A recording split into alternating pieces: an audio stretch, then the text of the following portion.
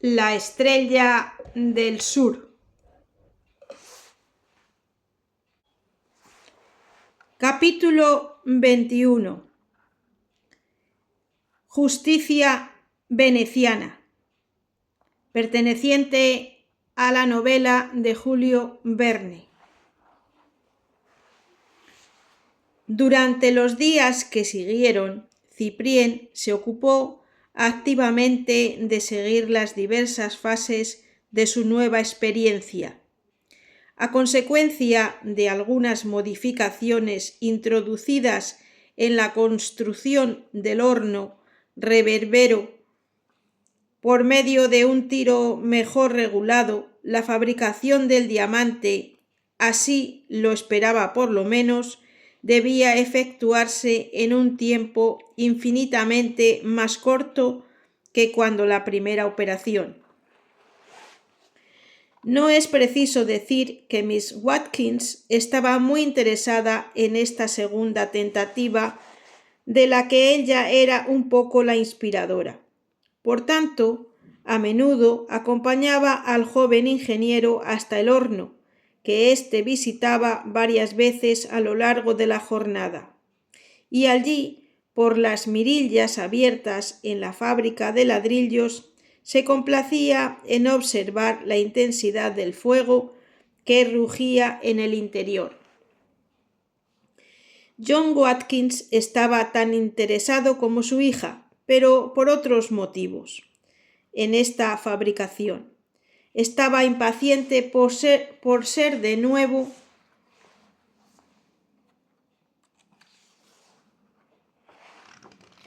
poseedor de una piedra cuyo precio se cifraría en millones.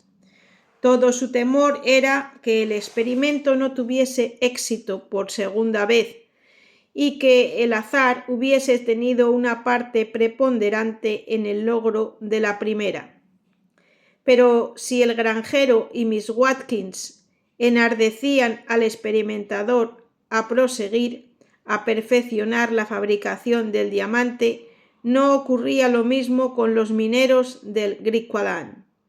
Aunque Aníbal Pantalacci, James Hilton y Herr Friedel ya no estuviesen allí, habían dejado compañeros que a este respecto pensaban absolutamente como ellos.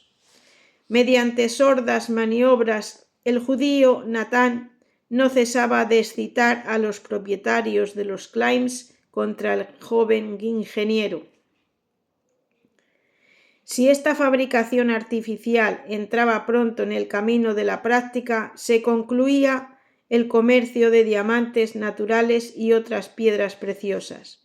Ya se habían fabricado zafiros blancos o corindones, amatistas, topacios e incluso esmeraldas, no siendo todas estas gemas más que cristales de alúminas, diversamente coloreados por los ácidos metálicos. Esto ya era muy inquietante para el valor comercial de estas piedras, que tendía a disminuir. Pero si el diamante terminaba por convertirse en el resultado de una fabricación corriente, era la ruina de las explotaciones diamantíferas de El Cabo y otros lugares de producción. Todo esto ya había sido repetido tras la primera experiencia del joven ingeniero, y todo esto fue dicho una vez más, pero en esta ocasión con más acritud, con más violencia todavía. Se mantenían entre los mineros unos conciliábulos que no presagiaban nada bueno para los trabajos de Cyprien. Este no se inquietaba lo más mínimo, estando bien decidido a continuar su experimento hasta el final, a pesar de lo que pudiesen decir o hacer. No retrocedería ante la opinión pública y de su descubrimiento no guardaría nada en secreto, puesto que debía ser provechoso para todos. Pero si él continuaba su labor sin una vacilación, sin un temor, Miss Watkins, al corriente de todo lo que sucedía, comenzó a temer por él. Se reprochó el haberle empujado por este camino. Contar con la policía de Griqualand para protegerle era contar con una protección poco eficaz. Un mal golpe se da pronto y antes de que hubiesen intervenido, Cyprien podía haber pagado con su vida el perjuicio que sus trabajos amenazaban causar a los mineros del África Austral. Alice estaba pues muy inquieta y no pudo disimular sus temores al joven ingeniero. Este la tranquilizaba lo mejor que podía, al tiempo que le daba las gracias por el móvil que la impulsaba. En este interés que la joven se tomaba por él, veía la prueba de un sentimiento más tierno, que, por otra parte, ya no era un secreto entre ambos. Cyprien, aunque solo fuese por eso, se felicitaba de que su tentativa provocara por parte de Miss Watkins un desahogo afectivo, y continuaba valientemente su trabajo. Lo que yo hago, señorita Alice, es por los dos, le repetía. Pero Miss Watkins, observando lo que se decía en los Climbs, vivía en una perpetua angustia. Y no sin razón, se alzaba contra Cyprien una tole que no debía quedarse siempre en recriminaciones ni siquiera en amenazas, sino ir hasta un comienzo de ejecución. En efecto, una noche, yendo a hacer su visita al horno, Cyprien encontró asolado su emplazamiento. Durante una ausencia de Bardic, un grupo de hombres, aprovechando la oscuridad, había destruido en pocos minutos lo que era la obra de varios días. La construcción había sido demolida, los hornos destrozados, los fuegos apagados, los utensilios rotos y dispersados. Ya no quedaba nada del material que costó tantos cuidados y penas al joven ingeniero. Tenía que volver a comenzarlo todo. Si era hombre que no cedía en absoluto delante de la fuerza bruta, o tenía que abandonar la partida. No, no, gritó. No cederé y mañana haré una denuncia contra los miserables que han destruido mi propiedad. Veremos si hay una justicia en Griqualand. Había una, pero con la que no contaba el joven ingeniero. Sin decir nada a nadie, ni siquiera hacer saber a Miss Watkins lo que había ocurrido, con el temor de causarle un nuevo sobresalto, Cyprien regresó a su vivienda y se acostó bien decidido a formular la denuncia al día siguiente, aunque tuviese que ir hasta el gobernador de El Cabo. Debía de haber dormido 2 o 3 horas cuando el ruido de la puerta que se abría le despertó en un sobresalto. 5 hombres, enmascarados de negro, armados con revólveres y fusiles, habían penetrado en su dormitorio.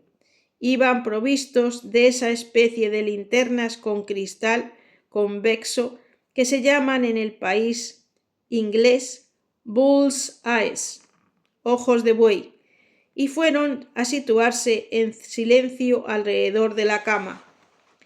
Cyprien no tuvo ni por un instante la idea de tomar en serio aquella manifestación más o menos trágica. Creyó que era alguna broma y al principio se echó a reír, aunque a decir verdad apenas tuviese ganas y encontrase la bufonada de un gusto detestable. Pero una mano brutal se abatió sobre su hombro y uno de los hombres enmascarados, abriendo un papel que llevaba en la mano, procedió con voz que no tenía nada de bromista a la lectura siguiente.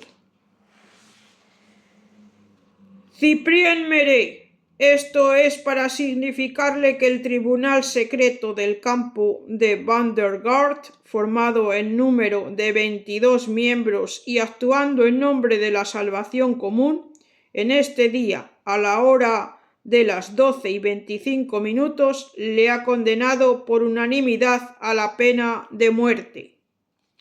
Usted está convicto y confeso de haber por un descubrimiento intempestivo y desleal, amenazado sus intereses y sus vidas, así como los de sus familias, a todos los hombres que ya sea en Griqualand, ya en cualquier otra parte, tienen por industria la busca, talla y venta de diamantes. El tribunal, fallando con su prudencia, ha juzgado que tal descubrimiento debía ser aniquilado y que la muerte de uno solo era preferible a la de varios millares de criaturas humanas.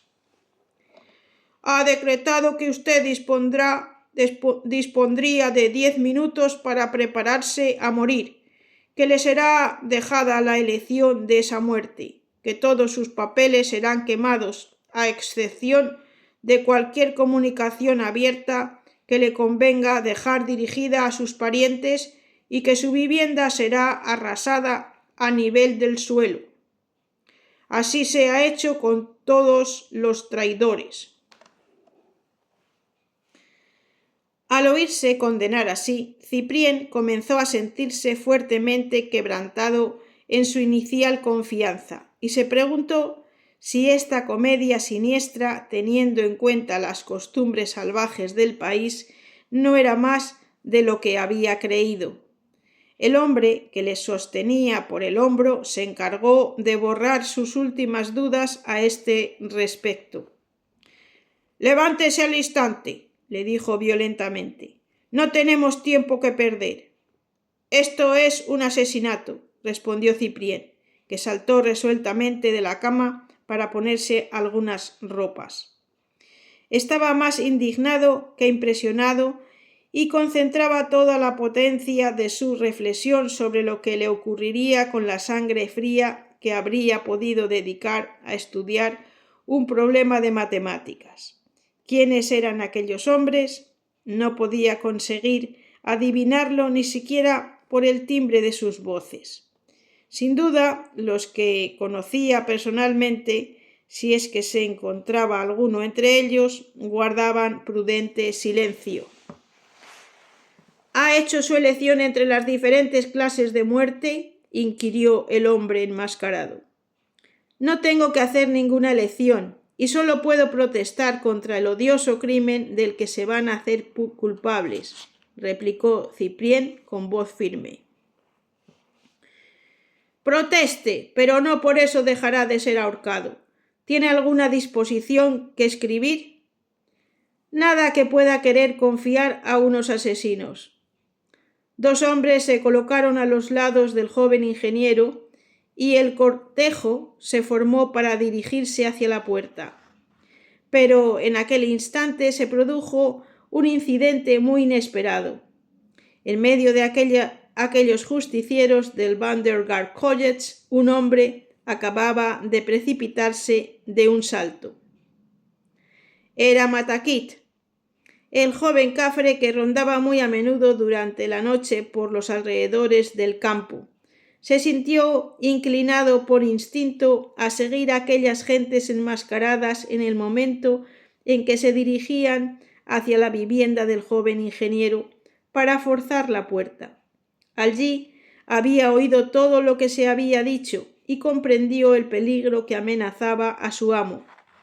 Inmediatamente, sin vacilar y sin pensar en lo que le pudiese suceder a él, apartó a los mineros y se arrojó a los pies de Ciprién.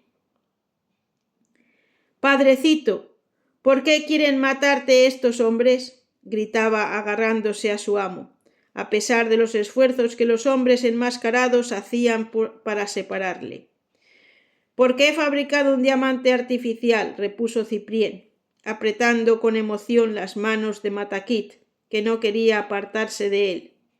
«Oh, padrecito, qué desgraciado soy y qué avergonzado de lo que te he hecho», repetía llorando el joven cafre.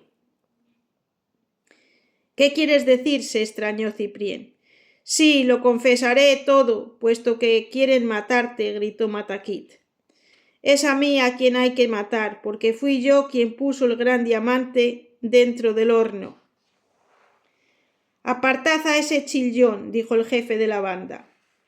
«Le repito que fui yo quien puso el diamante en el aparato. volví a decir Mataquit forcejeando. Sí, soy yo quien engañó al padrecito. Soy yo quien quiso hacerle creer que su experimento había tenido éxito. Aplicaba una energía tan feroz a sus protestas que acabaron por escucharle.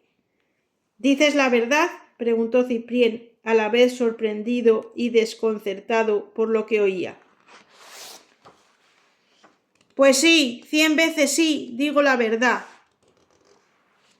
Estaba ahora sentado en tierra y todos le escuchaban, porque lo que decía iba a cambiar singularmente las cosas. El día del gran derrumbamiento, prosiguió, cuando me quedé enterrado bajo los escombros, acababa de encontrar un gran diamante. Lo tenía en la mano y pensaba en el medio de ocultarlo, cuando la muralla cayó sobre mí para castigarme por este pensamiento criminal.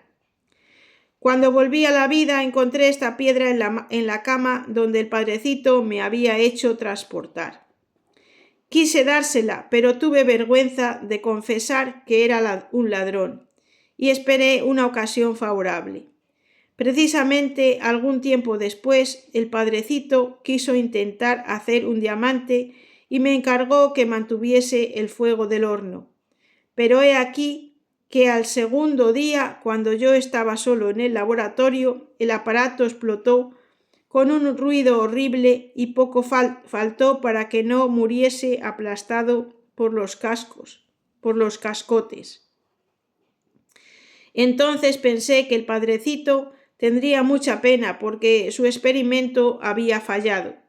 Así que coloqué en el cañón que estaba rajado el gran diamante, bien envuelto en un puñado de tierra, y me di mucha prisa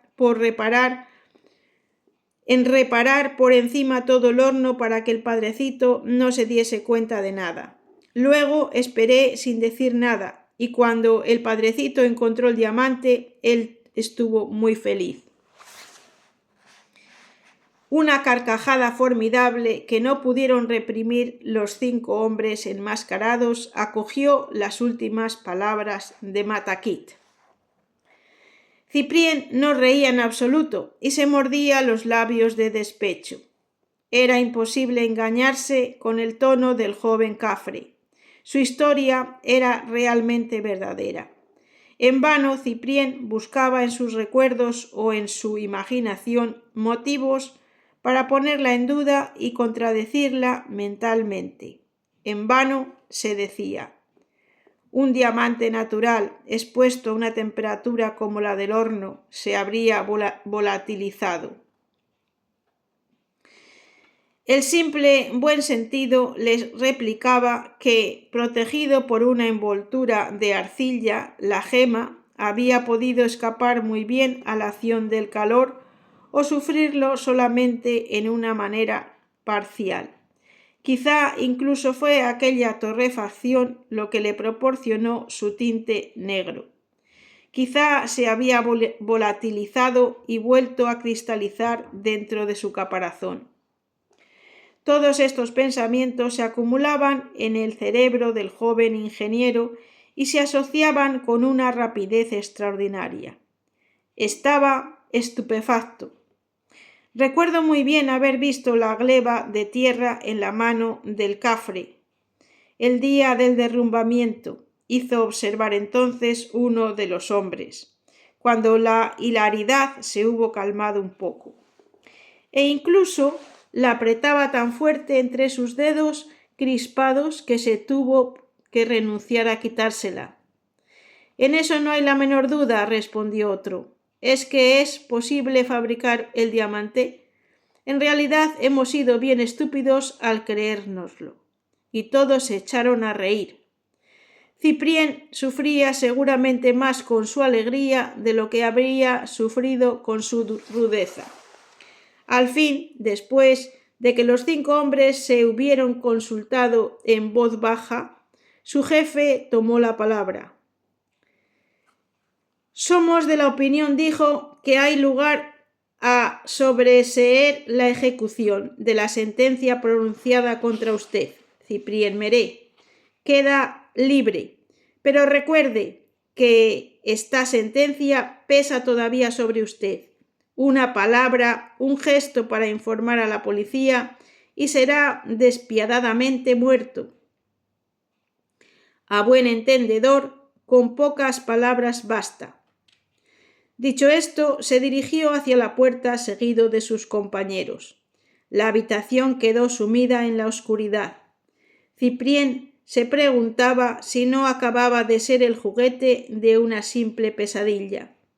Pero los sollozos de Matakit, que estaba tendido en el suelo y lloraba ruidosamente con la cabeza entre las manos, no le permitían dudar que todo lo que había sucedido era muy real.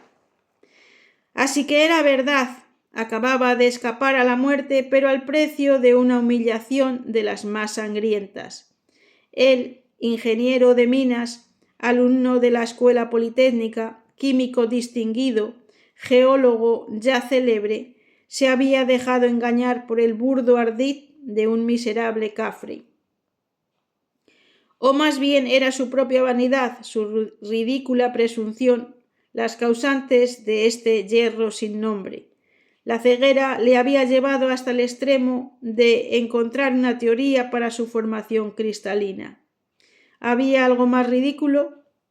Es que no es únicamente a la naturaleza a quien compete con el concurso de los siglos el llevar a término obras semejantes, y sin embargo, ¿quién no se hubiera equivocado por las apariencias? Esperaba el éxito, lo había preparado todo para alcanzarlo y, lógicamente, debía creer que lo había obtenido. Las mismas dimensiones anormales del diamante eran propicias para mantener esta ilusión. Un Desprez la hubiese compartido. ¿No ocurren todos los días errores semejantes? ¿No se ve a los numismáticos más experimentados aceptar por verdaderas las monedas falsas? Ciprién trataba de consolarse de esta suerte, pero de pronto un pensamiento le dejó helado.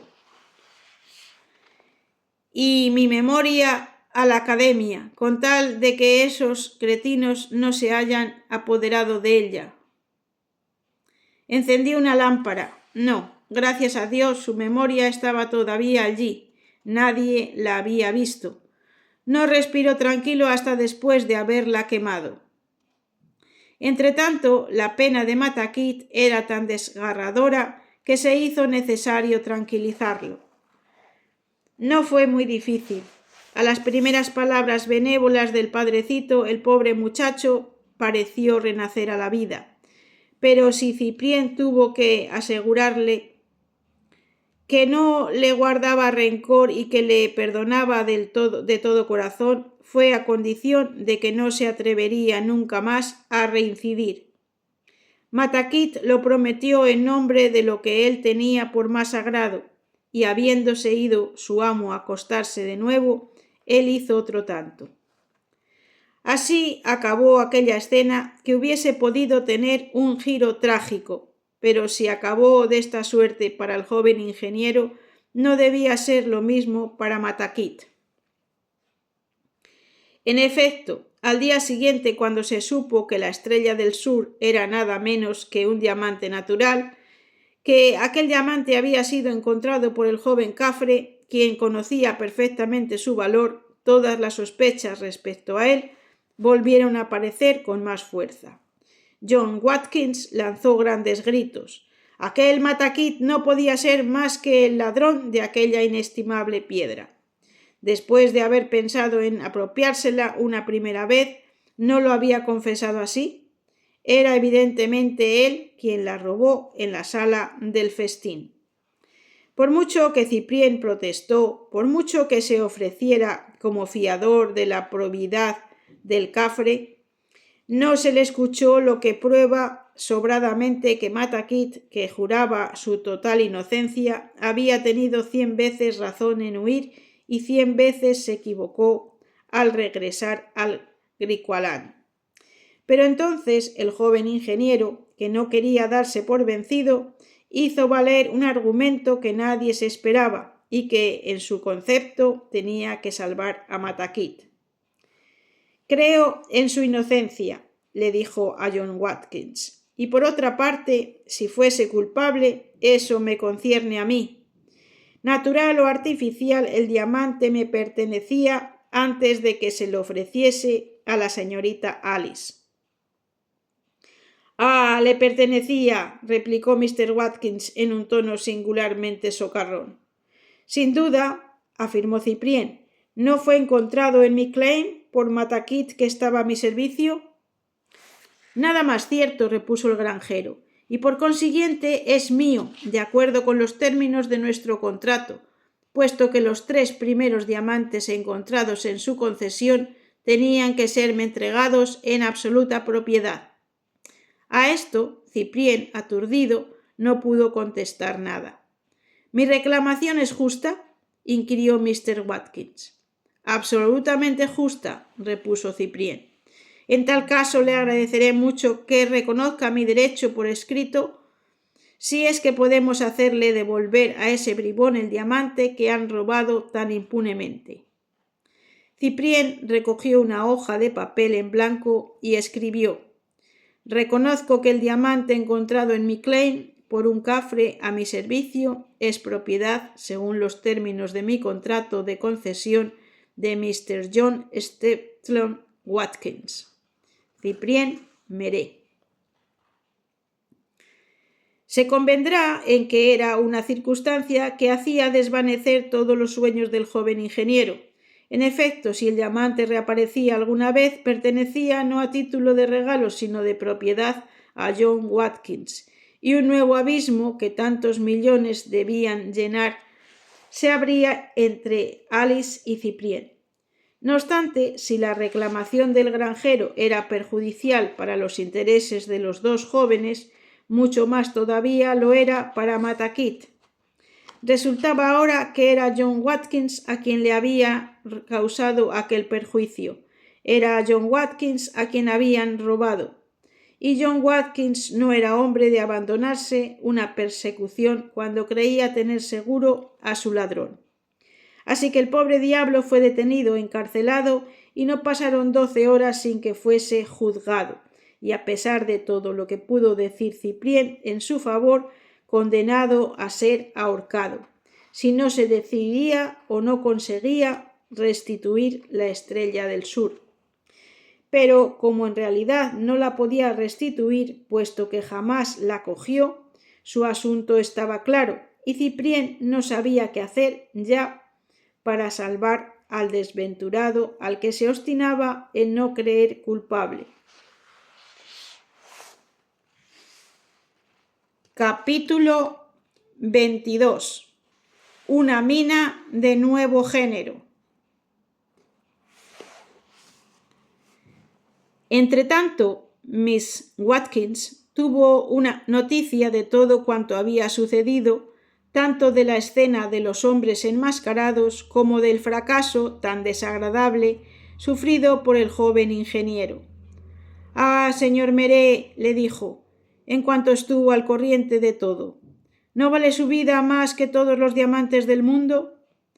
Querida Alice, no pensemos más en todo eso, y renuncié en lo sucesivo a esta clase de experiencias. ¿Usted me lo ordena?, preguntó Cyprien. Sí, repuso la muchacha. Le ordeno que cese, como le ordené que comenzara, puesto que usted desea recibir órdenes mías. Y que todas ellas me gustaría ejecutar, respondió Cyprien, cogiendo la mano que le tendía Miss Watkins. Pero cuando Cyprien le hizo saber la condena que acababa de caer sobre Matakit, quedó aterrada, sobre todo cuando supo cuánta culpa tenía su padre en aquella condena.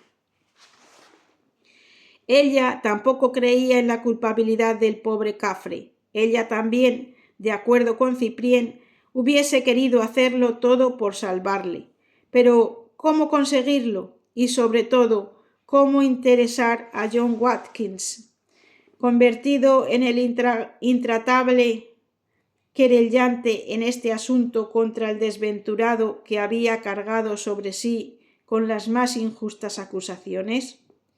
Hay que añadir que el granjero no pudo obtener ninguna confesión de Matakit, ni mostrándole la horca levantada para él, ni ofreciéndole el perdón si hablaba. Así que, obligado a renunciar a toda esperanza de encontrar jamás la estrella del sur, se había tornado de un humor insoportable. Ya no se le podía ni hablar. No obstante, su hija quiso intentar un último esfuerzo para convencer a su padre. Al día siguiente de la condena, Mr. Watkins, sufriendo de su gota un poco menos que de ordinario, había aprovechado esta tregua para poner en orden sus papeles. Sentado a un gran escritorio de madera de ébano, incrustado de marquetería amarilla, encantador resto de la dominación holandesa, llegado después de muchas vicisitudes a aquel rincón perdido del Griqualand, pasaba revista a sus diversos títulos de propiedad, sus contratos, sus correspondencias. Detrás de él, Alice, inclinada sobre su bastidor, bordaba sin ocuparse mucho de su avestruz Dada, que iba y venía a través de la sala con su habitual seriedad, tan pronto mirando por la ventana como considerando con sus grandes ojos casi humanos los movimientos de Mr. Watkins y de su hija. De pronto, una exclamación del granjero hizo levantar vivamente la cabeza a Miss Watkins. «Esta bestia es insoportable», exclamó. «Mírala, acaba de cogerme un pergamino. Dada, aquí, devuélveme esto enseguida». Aún no habían sido articuladas estas palabras cuando un torrente de insultos le sucedió. «¡Ah, la espantosa bestia se lo ha tragado! Un documento de capital importancia, precisamente la minuta del decreto que autoriza la puesta en explotación de mi Kochek. Es intolerable, pero voy a hacérselo devolver, aunque tenga que estrangularla». John Watkins, rojo de cólera, fuera de sí, se había levantado bruscamente. Corría detrás del avestruz, que comenzó por dar 2 o 3 vueltas a la sala y acabó por precipitarse a través de la ventana, la cual estaba casi a nivel del suelo.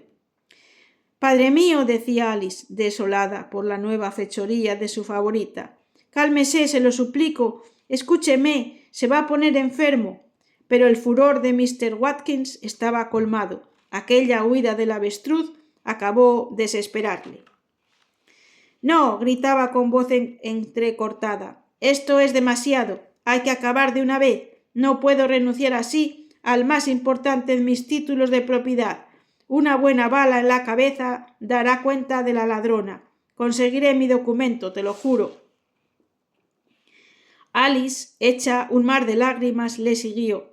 «Te lo suplico, padre mío, perdone a la pobre bestia», pedía. «Después de todo, ¿es tan importante ese papel? ¿No se puede obtener un duplicado? ¿Quiere darme el disgusto de matar delante de mí a la pobre Dada por una falta tan pequeña?»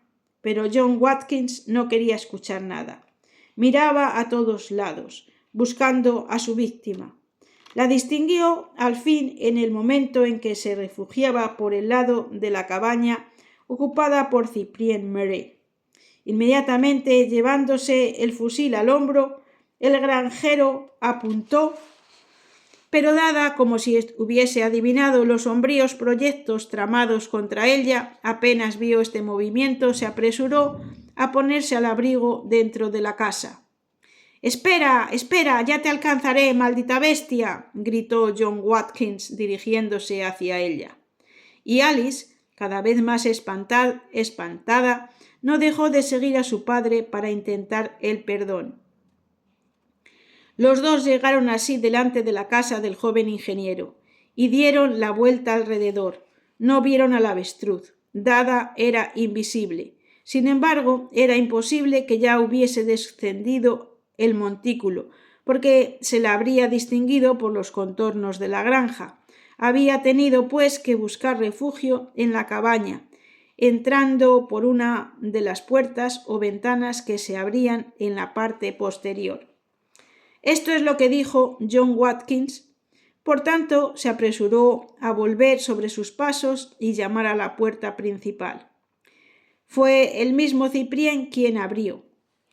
«Señor Watkins, señorita Watkins, encantados de verles en mi casa», dijo bastante sorprendido de aquella visita inesperada. El granjero, muy jadeante, le explicó el asunto en pocas palabras, pero con gran ira. «Pues bien, vamos a buscar a la culpable», repuso Cyprien, haciendo entrar a John Watkins y Alice en la casa. «Y yo le respondo que este asunto quedará pronto arreglado», repitió el granjero, blandiendo su fusil como un tomahawk. En el mismo instante, una mirada suplicante de la joven le dijo a Cyprien todo el horror que sentía por la ejecución proyectada. Por tanto, la decisión que tomó fue muy rápida y muy sencilla. Resolvió no encontrar el avestruz. Lee gritó en francés al chino que acababa de entrar. «Sospecho que el avestruz debe de estar en tu habitación. Cógela y trata de que escape rápidamente mientras yo entretengo al señor Watkins por el lado opuesto». Desgraciadamente, este perfecto plan falló. El avestruz estaba refugiado precisamente en la primera estancia en que comenzaron las búsquedas. Estaba allí haciéndose muy pequeña, con la cabeza escondida debajo de una silla, pero tan visible como el sol en pleno mediodía. Mr. Watkins se lanzó sobre ella. «¡Ah, bribona! Voy a arreglarte las cuentas», dijo. Sin embargo, por arrebatado que estuviera, se mostró indeciso ante aquella barbaridad que iba a cometer. Disparar un tiro de fusil a quemarropa en una casa que, provisionalmente al menos, no era ya la suya. Alice se volvió de espaldas llorando para no ver nada de todo esto. Fue entonces cuando su profunda pena sugirió al joven ingeniero una idea luminosa.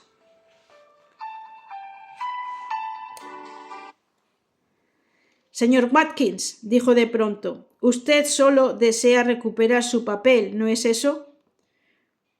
«Pues bien, es perfectamente inútil matar a Dada para recobrarlo. Basta con abrirle el estómago, puesto que ese documento no puede haber pasado todavía de ahí. ¿Me permite que realice la operación? He seguido un curso de zoología en el Museum y creo sabré salir bastante bien de esta tentativa quirúrgica». Sea que esta perspectiva de bisección halagaba los instintos de venganza del granjero, sea que su cólera comenzaba a disminuir o que estaba impresionado a pesar suyo por el verdadero disgusto de su hija, se dejó convencer y consintió en aceptar aquel término medio. «Pero no quiero ni oír hablar de perder el documento», declaró. «Si no se encuentra en el estómago, se buscará en otra parte. Lo necesito a cualquier precio». La operación no era tan fácil de realizar como hubiera podido creerse a primera vista, considerando la actitud resignada de la pobre Dada. Un avestruz, incluso de pequeño tamaño, está dotado de un organismo cuya fuerza es verdaderamente temible. Apenas rozada por el acero del improvisado cirujano, era seguro que la paciente iba a revolverse, a enfurecerse, a resistirse con rabia. Y Lee y Bardick fueron reclamados para asistir a Cyprien en calidad de ayudantes.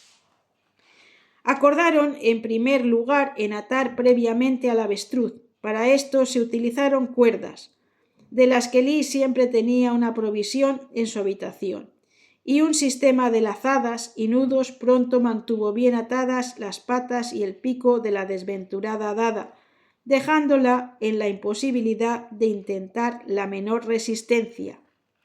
Cyprien no se contentó con esto. A fin de no herir la sensibilidad de Miss Watkins, quiso evitar todo sufrimiento a su avestruz, a la que envolvió la cabeza con una compresa empapada de cloroformo. Hecho esto, se dispuso a realizar la operación, aunque con cierta inquietud por las consecuencias que pudiera tener. Alice, conmovida por estos preliminares, pálida como una muerta, se había refugiado en la estancia vecina. Cyprien comenzó por pasear su mano por la base del cuello del animal para conocer bien la posición del buche.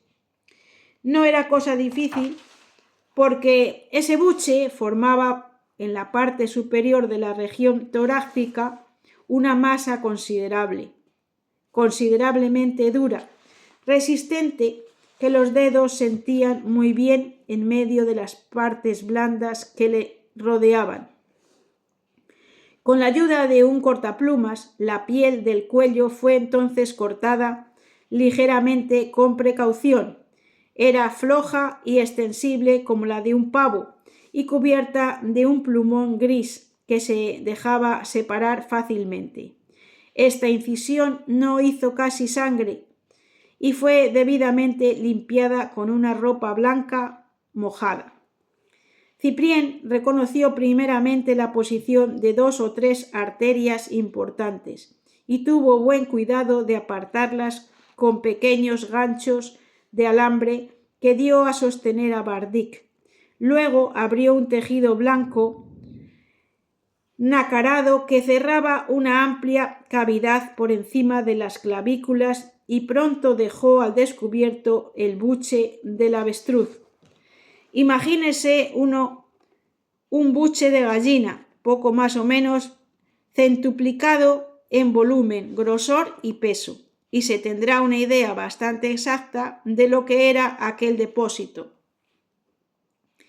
El buche de Dada se presentaba bajo el aspecto de una bolsa oscura, fuertemente distendida por los alimentos y por los cuerpos extraños que el voraz animal había tragado en su jornada, o quizá incluso en épocas anteriores.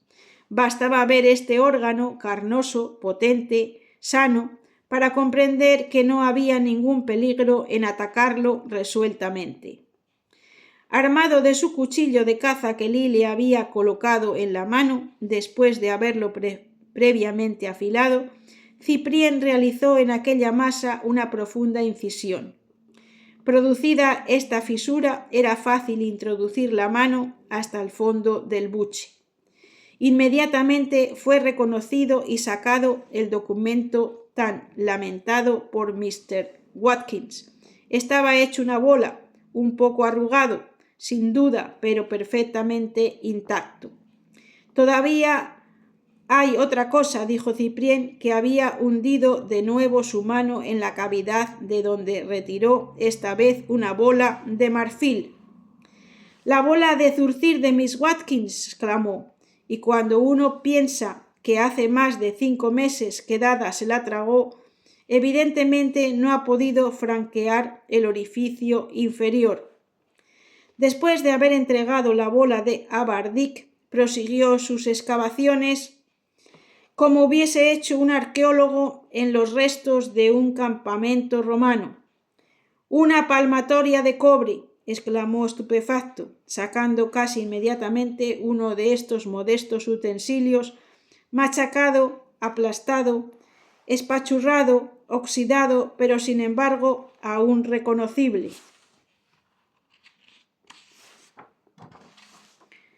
Aquí las risas de Bardik y Lee se hicieron tan ruidosas que la misma Alice, que acababa de entrar en la habitación, no pudo evitar, divertida, unirse a ellos. «Monedas, una llave, un peine de cuerno», proseguía Cyprien, continuando su inventario. De pronto palideció. Sus dedos acababan de encontrar un objeto de una forma excepcional. No podía haber duda acerca de lo que era aquello, y no obstante no se atrevía a creer en semejante casualidad. Al fin retiró su mano de la cavidad y levantó el objeto que acababa de coger. ¡Qué grito escapó de la boca de John Watkins! ¡La estrella del sur! Sí, el famoso diamante se había encontrado intacto sin que hubiese perdido nada de su brillo, y resplandecía a la plena luz que entraba por la ventana como una constelación. Sin embargo, cosa singular y que impresionó al momento a todos los testigos de la escena, había cambiado de color. De negro, que era en otro tiempo, la estrella del sur se había transformado en rosa, de una rosa encantador, que aumentaba, si eso es posible, su nitidez y su esplendor. ¿No cree que esto disminuye su valor?, inquirió Mr. Watkins en cuanto pudo hablar, porque la sorpresa y la alegría le habían cortado el principio de la respiración. Ni mucho menos, respondió Ciprién. Por el contrario, esta es una curiosidad más que clasifica esta piedra en la familia tan rara de los diamantes camaleones. Decididamente parece que no hace frío en el buche de Dada, puesto que de ordinario estos cambios de tinte en los diamantes coloreados son debidos a una variación súbita de la temperatura, observados bastante a menudo por las sociedades científicas más importantes. «Ah, gracias al cielo, te he vuelto a encontrar, hermosa mía», repetía Mr. Watkins, apretando el diamante en su mano, como para asegurarse de que no soñaba. «Me has causado demasiada preocupación con tu fuga, ingrata estrella, para que te deje escapar nunca más». Y lo levantaba ante sus ojos y lo acariciaba con la mirada y parecía dispuesto a tragarlo como había hecho Dada.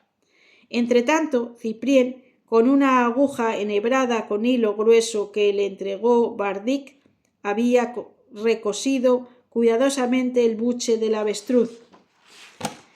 Después, tras cerrar por medio de una sutura la incisión del cuello, la libró de las ataduras que la reducían a la impotencia. Dada, muy abatida, bajaba la cabeza y no parecía dispuesta en modo alguno a escapar.